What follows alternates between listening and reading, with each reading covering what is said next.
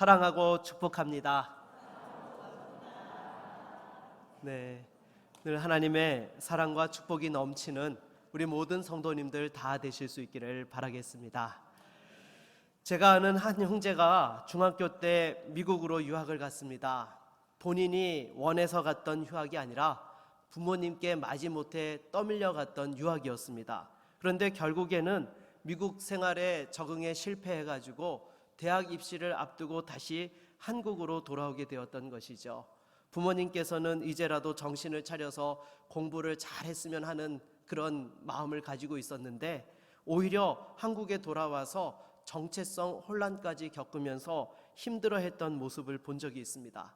그런데 요즘 우리 성도들을 보게 되면 세상과 신앙 사이에서 영적인 정체성의 혼란을 겪고 있는 그러한 분들이 많지 않나 싶습니다. 성도라 하면서도 세상의 유혹과 핍박 앞에서 맞서기보다는 오히려 이도저도 아닌 모습으로 갈팡질팡하며 오히려 세상에 끌려가는 그런 모습들을 보일 때가 많다라는 것이죠. 그러나 여러분, 우리 주님께서는 분명히 저와 여러분을 향해서 무엇이라고 말씀하고 있습니까? 오늘 우리 마태복음 5장 13절로 14절 한번 같이 읽도록 하겠습니다. 같이 읽겠습니다. 너희는 세상의 소금이니 소금이 만일 그 맛을 잃으면 무엇으로 짜게 하리요? 후에는 아무 쓸데없어 다만 밖에 버려져 사람에게 밟힐 뿐이니라. 너희는 세상의 빛이라. 산 위에 있는 동네가 숨겨지지 못할 것이요. 아멘. 여러분, 우리 주님께서 저와 여러분들을 향하여서 뭐라고 말씀하세요? 너희는 세상의 소금이고 세상의 빛이다라고 말씀을 하고 있습니다. 여러분, 소금이라는 것이 무엇입니까? 소금의 가장 우선된 특징이 무엇이죠? 네, 짠맛을 내는 거예요. 그래서 이 소금은 짠맛이 없어지면 그 소금으로서의 기능을 하지 못하는 것입니다. 그렇다면 성도도 마찬가지이죠. 성도도 성도의 맛을 잃어버리면 이 세상에서 아무 쓸데 없어진다는 것이에요. 그렇다면 여러분, 성도의 맛이라는 것이 무엇일까요? 우리 한번 오늘 같이 읽은 본문 앞에 있는 5장 11절과 12절을 한번 읽어보도록 하겠습니다. 같이 읽습니다. 나로 말미암아 너희를 욕하고 박해하고 거짓으로 너희를 거슬러 모든 악한 말을 할 때에는 너희에게 복이 있나니 기뻐하고 즐거워하라. 하늘에서 너희의 상이 큼이라. 너희 전에 있던 선지자들도 이같이 박해하였느니라. 아멘. 여러분, 성도들이 왜 세상에서 핍박을 받고 어려움을 당합니까? 다른 것 없습니다. 복음을 전하기 때문에 세상에서 핍박을 받고 어려움을 당하는 거예요. 왜냐하면 이 복음이 증거되어질 때에 사람들이 자신들의 죄악을 보게 되는 것을 견딜 수가 없거든요. 하지만 그것을 하나님 앞에 솔직하게 내어놓고 십자가 앞에 나올 때는 생명의 구원을 받게 되어지지만 그렇지 못할 때에는 오히려 성도들을 핍박하고 공격하는 그러한 일들이 일어나는 것입니다. 그러기에 여러분, 성도는요, 아무리 세상적으로 교양이 있고 사회적인 기여도가 높다 하더라도 복음의 증인된 사명을 감당하지 못하면 성도의 맛을 잃은 사람인 것입니다. 여러분, 오히려 성도는요, 세상 가운데서 조금 인정받지 못한다 하더라도 이 성도의 맛을 제대로 낼 줄 아는 사람, 복음의 증인으로 살아가는 사람이 바로 하나님이 기뻐하시는 성도요, 세상의 소금이 되어지고 빛이 되어지는 사람인 것입니다. 여러분, 그런데 만일 이 맛을 잃어버리면 어떻게 됩니까? 세상 사람들과 다를 바 없어지는 수준에서 끝나는 것이 아니에요. 오히려 세상의 조롱거리가 되는 것이죠. 삼손을 보십시오. 나실인됨의 규정을 어겼을 때 어떻게 되었습니까?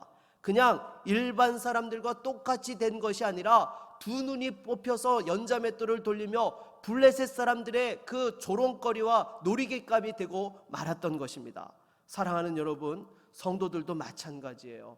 이 세상에서 복음에 증인된 그 성도의 맛을 잃지 않고 살아갈 수 있는 저와 여러분 모두가 될 수 있기를 바라겠습니다. 그러면 세상의 빛된 역할을 감당한다는 것은 무엇일까요? 우리 16절 말씀을 한번 읽어보도록 하겠습니다. 16절입니다. 이같이 너희 빛이 사람 앞에 비치게 하여 그들로 너희 착한 행실을 보고 하늘에 계신 너희 아버지께 영광을 돌리게 하라. 아멘. 여러분, 바로 세상 가운데서 선을 행하고 선을 통하여 하나님의 영광을 드러내야 한다라고 말씀을 하고 있습니다. 여러분, 왜 선을 행하는 것이 중요할까요? 그것은 바로 우리의 행실 때문에 복음의 가치가 훼손되지 않게 하기 위해서 선을 행해야 된다는 것입니다.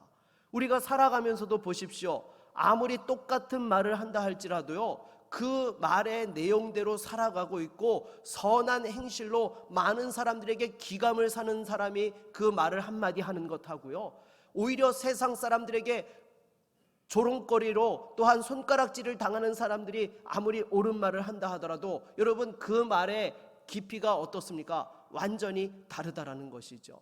옳은 말을 하더라도 행실이 뒷받침되지 않는 사람의 말은 그냥 가벼이 흘려듣고 지나가 버리게 됩니다.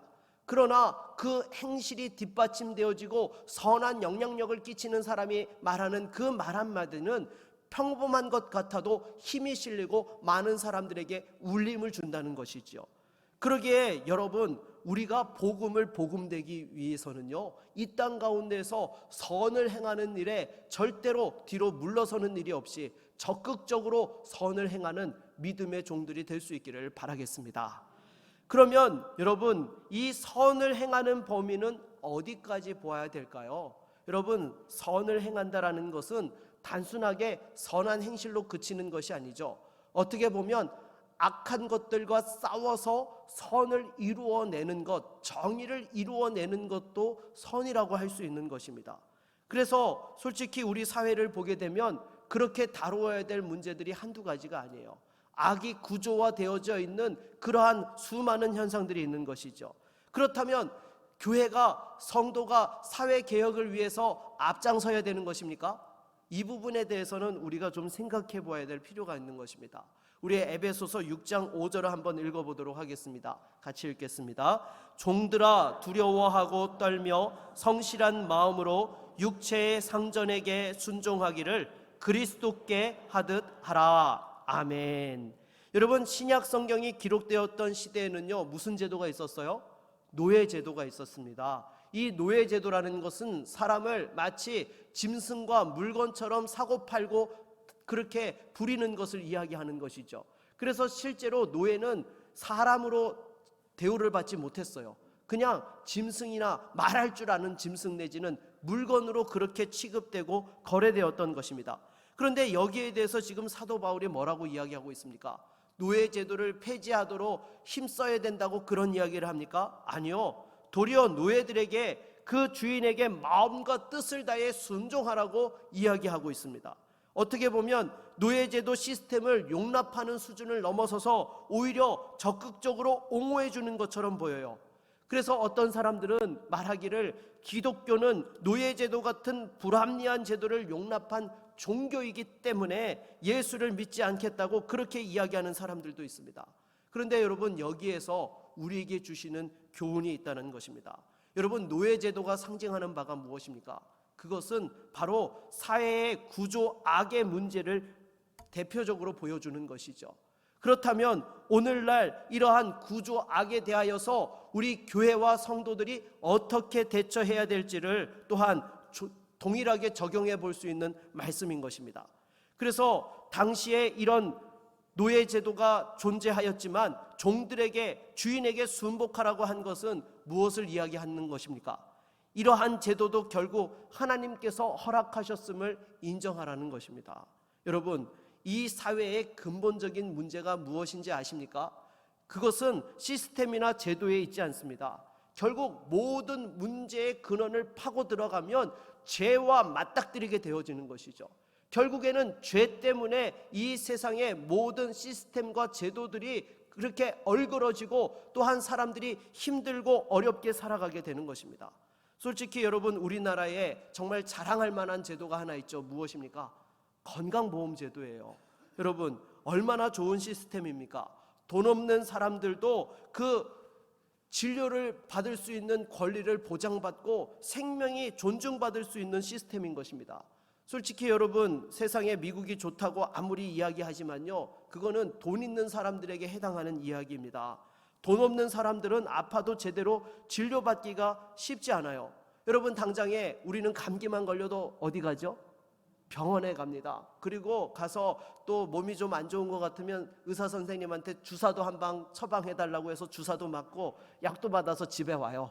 그래도 여러분, 돈이 얼마나 나갑니까?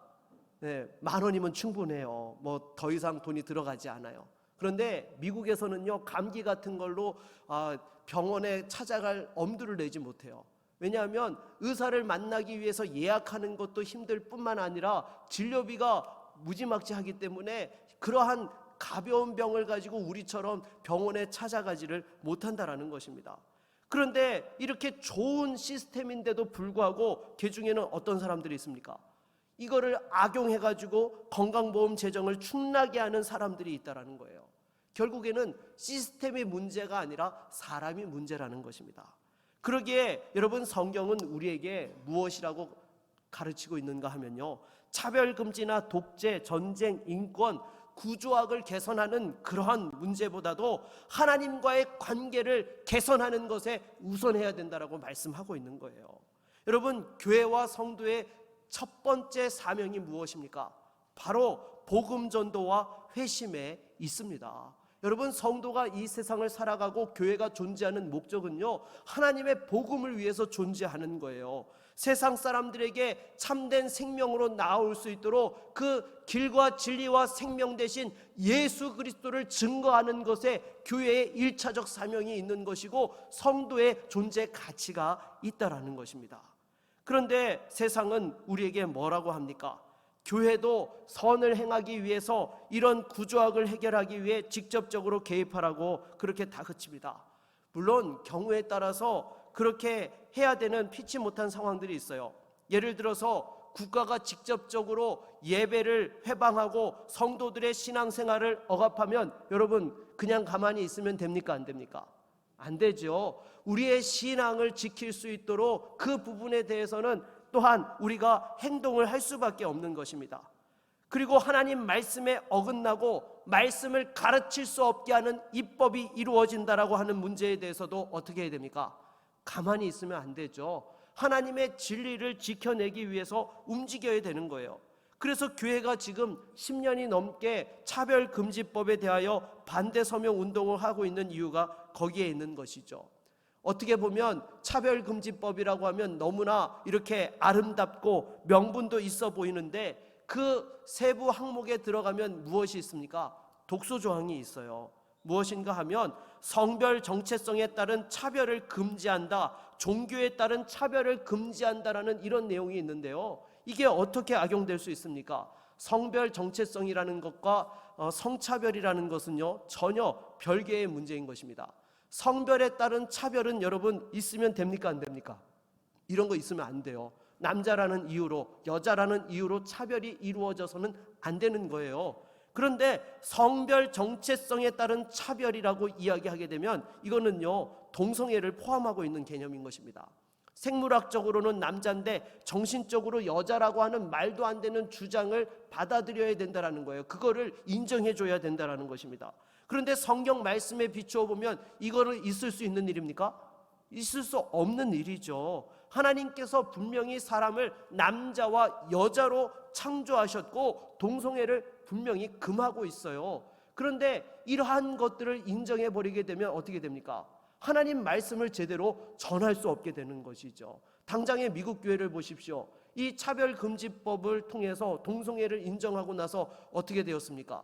미국 교회 목사님들이 동성애가 죄라고 명확하게 설교를 못합니다. 왜냐하면 그렇게 설교했다가는 고소 고발을 당해서 법적으로 너무나 이 어려운 일들을 당하기 때문에 전하고 싶어도 전하지 못하고 둘러서 그냥 이렇게 간접적으로 말씀을 할 수밖에 없다는 거예요. 그리고 종교에 따른 차별을 금지한다는 것은 종교의 자유를 보장하는 좋은 내용 같지만요, 이걸 근거로 뭘 할 수 없게 됩니까? 이단에 대한 비판을 못하게 된다는 것입니다. 여러분, 이단을 이단이라고 해야지, 이단을 이단이라고 하지 못하면 여러분 어떻게 그 잘못된 길로 가는 사람들을 건져낼 수 있을 뿐더러 기독교의 진리를 제대로 파수할 수 있겠습니까? 그러기에 여러분, 이런 것은 사실 기독교인 정치인들이 적극적으로 나서서 이런 입법이 이루어지지 않도록 역할을 하면 되는데, 현실적으로 그렇지 못하다 보니까 직접 관여할 수밖에 없게 된다는 것입니다. 그럼에도 여러분, 우리 교회가 절대로 잊지 말아야 될 것은, 교회의 제일 된 사명은 복음 전도에 있다라는 것을 잊지 말아야 되는 것입니다. 이거는요, 우리가 안 하면 대신 해줄 수 있는 사람이 없는 거예요.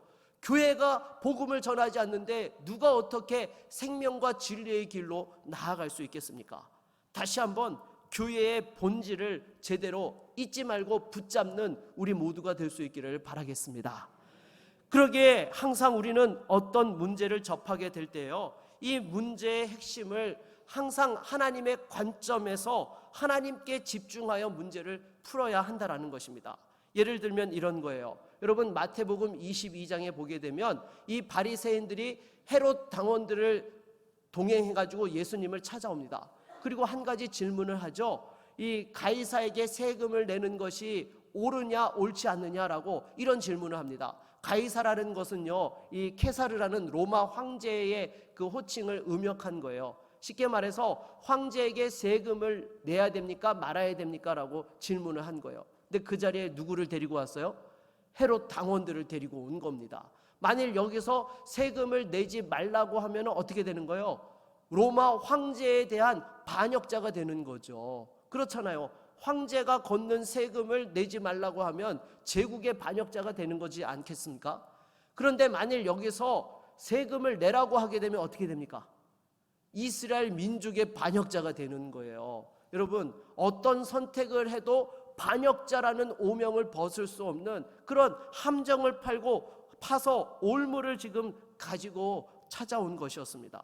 그런데 이 문제에 대해서 예수님께서 하신 말씀이 무엇입니까? 가이사의 것은 가이사에게, 하나님께 드릴 것은 하나님 것은 하나님께 바치라라고 이렇게 말씀하시죠. 찬반으로 대답하셨던 것이 아니라 문제의 핵심을 하나님께 돌려서 답변하셨던 것입니다. 우리도 마찬가지예요. 어떤 문제가 있을 때에 그 문제에 대해서 너무 지엽적인 내용을 가지고 찬반을 가리려고 반응하다 보면은요, 오히려 마귀에게 속고 마귀의 그 종로로 타는 그런 어처구니 없는 일들이 일어날 수 있다는 것입니다. 그래서 항상 하나님의 관점에서 문제의 핵심을 파악하고 대처해야지만 여러분, 그 속에서 지혜롭게 풀어갈 수 있는 것입니다. 그리고 여러분, 성경은요, 기본적으로 우리에게 뭐라고 말씀합니까? 할 수만 있으면 세상 권세와 충돌하지 말라고 말씀하고 있어요. 왜냐하면 그 세상의 권세도 하나님께서 세우셨다라고 그렇게 성경은 우리에게 가르치고 있는 것이죠. 그러면 당장에 나오는 말이 무엇입니까? 교회는 선을 행한다고 하면서 세상의 부조리와 구조학과 한통 속이다라고 이러한 말들이 나오게 됩니다. 아니요, 여러분, 교회가 직접적으로 관여할 것이 아니라 어떻게 세상을 변화시켜야 됩니까? 복음 전도를 통하여서 사람들이 회심하여서 그 거듭난 그리스도인들을 통하여 세상을 변화시켜야 하는 것입니다. 여러분, 노예 제도와 관련해서도 보십시오. 영국에서 노예 제도가 폐지되고 그 노예 해방을 끌어내는데 결정적인 역할을 했던 사람 가운데 한 사람이 윌리엄 윌버포스라는 사람입니다. 이 사람은 회심을 경험하고 나서 한 영혼이 다 하나님 앞에서 동등하다는 사실을 깨닫고 이 사회의 구조학인 노예 제도를 없애기 위해서 영국 국회에서 힘써서 결국에는 이 세상을 떠나기 직전에 노예 제도를 폐지하는 법안이 통과되는 것을 보고 주님 나라에 가게 되었던 것이죠. 사실 이거는 당시에 정말 말도 안 되는 일이었습니다. 왜냐하면 당시에 영국은요, 이 해상 그 무역을 통하여서 수많은 이익들을 벌어들이고 있는 나라였고요, 또 이렇게 새로운 무역로를 개척하고 그 상황들 속에서 아프리카에서 노예들을 잡아와가지고요, 이 노예 무역을 해서 엄청난 수익을 올렸던 것입니다. 그리고 여러분, 노예를 잡아오면 어떻습니까? 노동력을 공짜로 획득할 수 있는 그러한 계기가 되는 것이잖아요.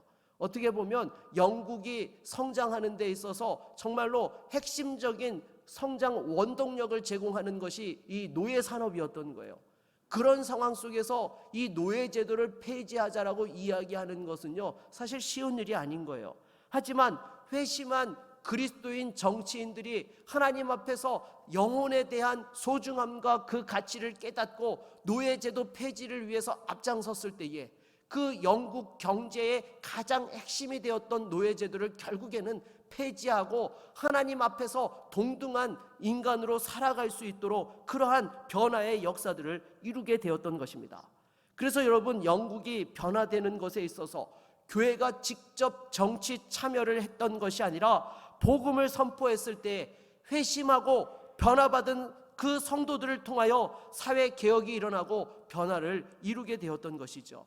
이런 변화의 물결을 타고 또한 미국으로 건너갔던 성도들이 어떻게 합니까? 교회를 세우고 또 학교를 세우고 또한 그 가운데서 새로운 나라의 기틀을 만들게 되었던 것이죠. 그것이 오늘날 미국이 존재할 수 있도록 하게 된 것입니다. 우리나라도 마찬가지죠. 구한말에 찾아왔던 선교사님들이 교회만 세운 것이 아니라 병원도 세우고 학교도 세워서 아픈 이들을 치료해주고 다음 세대의 인재를 길러냈을 때에 여러분, 대한민국이 오늘날과 같은 모습으로 또한 부흥성장할 수 있게 되었던 것입니다. 그러므로 교회는 무엇보다도 하나님의 사람을 키워내는 일에 집중해야 되는 거예요. 사회에 영향력을 끼칠 수 있고 변화시킬 수 있는 그러한 인재들을 키워내야 되는 것입니다. 하나님의 말씀이, 하나님의 그 사랑과 공의가 이 땅 가운데서 실현되어지고 하나님의 통치가 이루어질 수 있도록 앞장서는 그런 사람들을 키워내야 되는 거예요. 여러분, 제가 조금 전에도 말씀을 드렸지만 우리나라의 건강보험제도가 너무 좋지 않습니까? 그런데 이 건강보험제도를 처음으로 제안하고 기틀을 놓았던 분이 누구십니까? 바로 장기려 박사님이시죠. 현재 고신대 병원을 개원하고 돈 없는 사람들을 위해서 무료 진료를 펼쳤던 그런 크리스찬 의사 선생님이셨습니다. 그런데 무료 진료를 한다라는 소문이 나니까 너무 많은 사람들이 몰려들어가지고 한계에 부딪힌 거예요. 그래서 이거를 어떻게 해결하면 좋을까 고민하다가 만들어내게 된 것이 청십자 보험제도였던 거예요. 이게 바로 우리나라 건강보험의 모델이 된 것이죠. 이렇게 하나님의 사람을 키워냈을 때에 세상의 변화와 또한 엄청난 기여를 하며 많은 사람들을 유익하게 하는 그러한 일들이 이루어지게 된 것입니다. 여러분, 믿음과 실력과 인격을 갖춘 하나님의 사람을 키워내면 여러분, 세상이 변화되는 것이 당연한 거예요. 오히려 세상이 변화되지 않는 것이 이상한 일이 되어진다라는 것입니다. 그래서 이것은요, 여러분, 우리가 시간이 걸리더라도 절대로 포기하지 말고 어떠한 대가를 치르더라도 해야 되는 하나님 앞에서의 사명인 줄로 믿습니다. 여러분, 사람을 길러낸다는 것은요, 사실 쉬운 일이 아니에요. 많은 시간과 물질과 수고와 헌신이 필요한 거예요. 하지만 그것을 통해서 제대로 된 하나님의 사람이 길러지기만 하면요, 이 세상의 변화는 순식간에 이루어지게 되는 것입니다. 그래서 바라기는 우리 교회에서 정말로 다윗과 같은, 또 요셉과 같은, 다니엘과 같은 믿음의 용사들이 다음 세대에 터져 나와서 정말 이 세상을 새롭게 하는 일에 귀하게 쓰임받기를 저는 늘 기도하고 있습니다. 그래서 무엇보다도 우리가 함께 기도하며 이 일들을 이루어가고 세상의 소금과 빛된 사명을 감당할 수 있는 우리 모두가 될 수 있기를 바라겠습니다.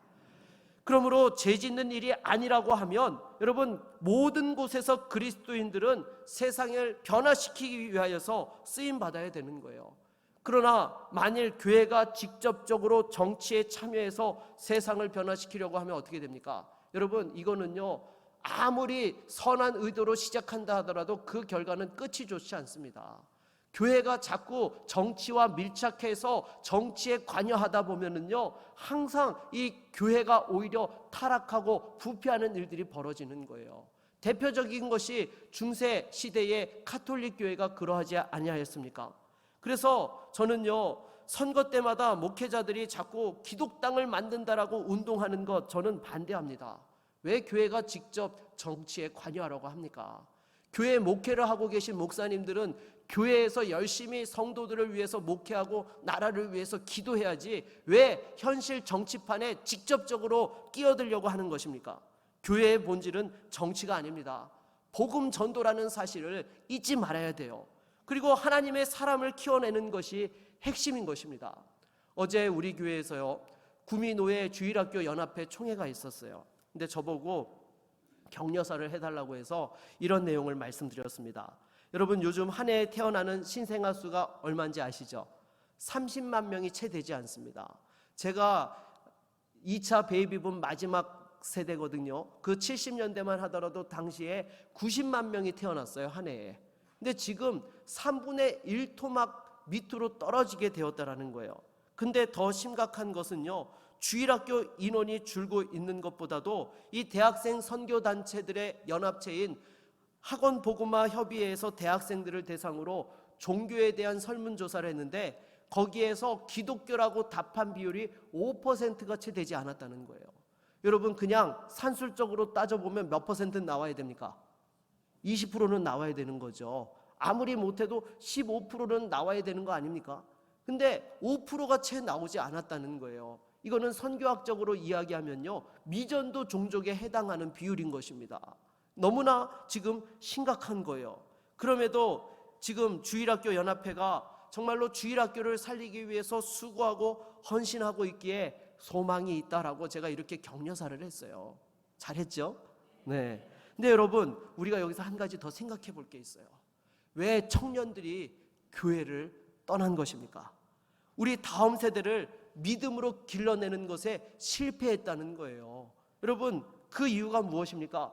우리가 목숨 걸고 성경을 가르치지 않았다는 거예요. 말씀대로 사는 것을 제대로 보여주지 못했고 제대로 가르치지 못한 결과가 오늘날 대학생들 가운데 신앙란을 체크하는데 기독교라고 체크하는 비율이 5%가 채 되지 않도록 만들어 버렸다는 것입니다. 여러분, 우리가 솔직히 목숨 걸고 세상 공부는 시켰지만 말씀을 읽히고 가르치고 암송해서 그 말씀의 원리를 붙잡고 살아가는 훈련을 제대로 시키지 못한 그 결과가 지금 이렇게 나오고 있다는 거예요. 그러기에 지금이라도 여러분, 다음 세대를 살리려면요, 다른 거 없습니다. 하나님 말씀을 가르쳐야 돼요. 그 말씀이 삶의 기준이 되어지고 진리가 되어지는 그런 삶을 살아갈 수 있도록 가르칠 때만이 여러분, 한국교회의 미래가 있고 우리 다음 세대의 믿음의 3대 복을 이어갈 수 있는 거예요. 여러분, 단순하게 자녀들이 교회에 출석하는 것만으로 만족하지 마십시오. 정말로 하나님 말씀을 기준으로 삼을 수 있는 인생이 될 수 있도록 가르칠 수 있기를 바라겠습니다. 그렇다면 여러분, 이 말씀을 진리와 기준으로 삼는 인생으로 살아가도록 하기 위해서는 어떻게 해야 됩니까? 예수님을 인격적으로 만나야죠. 예수님을 인격적으로 만날 때만이 말씀이 생명이 되고 진리가 되는 것을 깨닫게 되는 것입니다. 그래서 여러분, 그 진리의 말씀을 붙들고 살아갈 때에 세상을 변화시킬 수 있고 하나님의 뜻을 이루어가며 영광 돌릴 수 있게 되는 것이죠. 그런데 여기서 우리가 조심해야 될 것이 있습니다. 말씀을 붙든다고 하면서 여러분, 이것을 단순하게 적용에만 매달리는 사람들이 있어요. 아니요, 여러분, 말씀이 인생의 기준과 진리가 되기 위해서는요, 교리를 토대로 하나님의 말씀이 의미하는 바가 무엇인지를 제대로 깨달아야 되는 것입니다. 제가 어렸을 때는 늘 주일날 예배를 드리기에 앞서서 이렇게 늘 이 웨스트민스터 그 요리문답에 대한 내용들을 늘 가르치고 배우는 시간들을 가졌던 그런 기억이 있습니다. 그런데 어느 틈엔가부터 한국 교회의 이 교리 교육에 대한 부분들이 완전히 사라져 버렸어요. 그래서 여러분, 교리를 통하여서 하나님의 말씀이 의미하는 바가 무엇인지를 깨닫고 붙잡는 과정을 거치지 않고 그냥 말씀의 적용으로 나아가면은요, 당장은 무엇인가 뜨거운 것 같고 불이 있는 것 같은데 조금만 시간이 지나도 흐지부지 사라지게 된다는 것입니다. 당장의 기독교 역사를 보더라도요, 17세기에 독일의 할레 대학을 중심으로 경건주의 운동이 일어났습니다. 당시의 모토가 무엇이었는가 하면 교리보다 삶으로라는 그러한 것을 강조하면서 이 경건운동이 일어났던 거예요. 수많은 젊은이들이 거기에 열광을 했습니다. 그런데 100년도 채 되지 않아서 독일이 어떻게 되었습니까? 여러분, 독일이 원래 어떤 나라죠? 종교개혁의 나라예요. 여러분, 종교 개혁의 본산지와 같은 역할을 했던 나라가 어디예요? 독일이었던 것이죠. 그런데 나중에 이 경건 운동이 일어나고 100년이 지나지 않아서 독일이 어떻게 되었느냐? 자유주의 신학의 본거지가 되고 말았다라는 거예요. 오늘날 독일에 가보면요, 개혁주의 교회를 찾아보기가 힘듭니다. 정말로 너무나 이렇게 세상과 타협하고 복음이 온전히 서지 못하는 그런 일들이 일어나게 되었다라는 거예요. 여러분, 오늘날 한국교회도 마찬가지죠. 1990년대와 2000년대를 거치면서 각 교회마다 제자훈련 붐이 엄청나게 일어났습니다. 그래서 여러분, 제자훈련을 하지 않은 교회를 찾아볼 수 없을 정도로 모든 교회가 다 제자훈련을 실시했어요. 그러면 여러분, 그렇게 열심히 제자훈련을 했으면 오늘날 어떻게 돼 있어야 되는 겁니까? 다 주님의 제자들이 되어 있고 믿음의 전사들이 되어 있어야 하는 거 아닙니까? 그런데 실상은 어떻습니까? 지금 코로나를 거치면서요, 여러분, 많은 교회들이 오히려 성도들이 줄었습니다. 당장에 여러분, 우리 교회만 하더라도요, 코로나 전에 800명 성도가 함께 예배를 드렸는데 코로나 거치고 나서 지금 한 650명 정도 인원이 예배를 드리고 있어요. 20% 가까운 성도들이 지금 여러분, 우리 곁에 보이지 않고 있다는 거예요. 여러분, 이거는 그나마 준수한 상태입니다. 어떤 교회들은 보면요, 반토막이 났다고 하고 오히려 코로나 때문에 교회 문을 닫는 지경까지 갔다는 그런 교회들도 비일비재한 것입니다. 여러분, 왜 그렇습니까? 우리가 제자 훈련을 한다는 미명으로 이 교리를 등한시한 결과가 지금 이렇게 나타나고 있지 않나, 저는 그렇게 생각이 됩니다. 교리를 토대로 말씀을 깨닫고 말씀을 적용하는 그 과정으로 나아가야 되는데, 말씀의 본질이 무엇인지를 깨닫는 과정을 생략해버린 결과가 오늘날 야성을 잃어버리고 이렇게 정말 세상에 끌려다니는 연약한 한국교회의 모습을 만들었다라고 생각이 됩니다. 여러분, 그래서 제가 실은 코로나 기간 내내 금요 은혜 집회 가운데에 전했던 말씀이 무엇입니까? 바로 이 하이델베르크 요리문답을 전했던 것이죠. 사도신경과 또한 십계명과 주기도문의 의미가 무엇인지를 같이 살펴보는 시간들을 가졌었는데요, 이거는 제가 또 필요한 시점이 되었다라고 생각하면 다시 반복할 생각이 있습니다. 여러분, 신앙의 뼈대를 든든히 세워야지만 절대 흔들리지 않는 거예요. 말씀의 기초가 든든히 세워지는 것은요, 바른 교리에서부터 시작하는 겁니다. 그래야 하나님의 말씀을 자의적으로 해석하지 않고 자의적으로 적용하지 않아요. 여러분, 솔직히 우리나라에 이 1990년대, 2000년대의 제자훈련과 더불어서 또 한 가지 있었던 교회 운동 가운데 하나가 무엇이 있었습니까? 큐티 운동이었어요. 사실 이 큐티는요, 정말 좋은 거예요. 날마다 하나님의 말씀을 묵상하고 말씀과 동행하는 삶을 살아가도록 늘 경건 훈련을 하는 것이 얼마나 좋은 것입니까? 그런데 문제는요, 교리에 대한 기초가 없이 하나님의 말씀이 말씀하고 있는 바가 무엇인지를 제대로 해석해낼 줄 모르는 상황 속에서 큐티를 하면요, 오히려 그것이 성도들을 나약하게 만든다는 거예요. 하나님의 말씀이 나에게 질책하고 책망하는 교훈은 받지 아니하고 나에게 위로되어지는 말씀 위주로, 나에게 달콤한 말씀 위주로만 말씀을 취하다 보면 결국에는 하나님의 말씀을 오도하고 오히려 세상과 타협하고 세상에 물들어가는 그러한 악영향을 가져오게 된다는 것입니다. 사랑하는 여러분, 무엇보다도 다시 한번 하나님의 말씀을 바로 붙들고 설 수 있는 저와 여러분 모두가 될 수 있기를 바라겠습니다. 말씀을 맺겠습니다. 여러분, 세상의 소금과 빛이 되십시오. 복음 전도에 힘쓰며 성도의 그 맛을 제대로 낼 줄 아는 하나님의 사람들이 될 수 있기를 바라겠습니다. 그리고 하나님의 진리를 삶으로 보여주십시오. 그러기 위해서는 무엇보다 말씀의 기초 위에 서서 다시 한번 하나님 주신 이 세상의 소금과 빛된 사명을 감당하며 또한 다음 세대를 키워내고 믿음의 인물로 세상을 변화시키며 영광 돌릴 수 있는 저와 여러분 모두가 될 수 있기를 주의 이름으로 축원합니다. 우리 한번 같이 찬양하고 기도하겠습니다.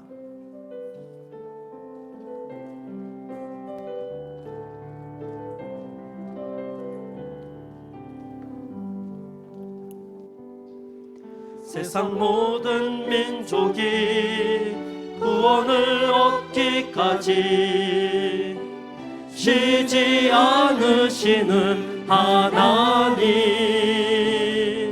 주의 심장 가지고 우리 이제 일어나 주 따르게 하소서. 세상 모든 육체가 주의 영광 보도록 우릴 부르시는 하나님, 주의 손과 발 되어 세상을 치유하며 주 섬기게 하소서. 물이 바다 덮음같이, 우리 바다 덮음같이 여호와의 영광을 인정하는 것이 온 세상 가득하리라. 물이 바다 덮음같이, 물이 바다 덮음같이, 물이 바다 덮음같이 보리라 그날에, 보리라 그날에 주의 영광 가득한 세상, 우리는 듣게 되리 온 세상 가득한 승리의 함성. 물이 바다 덮음같이 여호와의 영광을 인정하는 것이 온 세상 가득하리라. 물이 바다 덮음같이, 물이 바다 덮음같이, 물이 바다 덮음같이.